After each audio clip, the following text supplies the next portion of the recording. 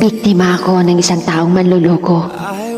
Manlulokong panay sabing mahal ako. Manlulokong panay sabing handa siyang manatili sa buhay ko. Nagpaniwala ako at ibinigay ang buong pagmamahal ko.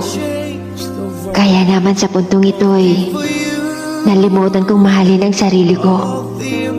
Nalimutan kong pahalagahan ito. Ngunit tama na.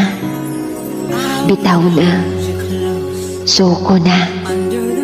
Bitaw na sa mga pangakong siya mismo ay hindi na maalala pa. Bitaw na sa mga taong hindi makita ang iyong halaga.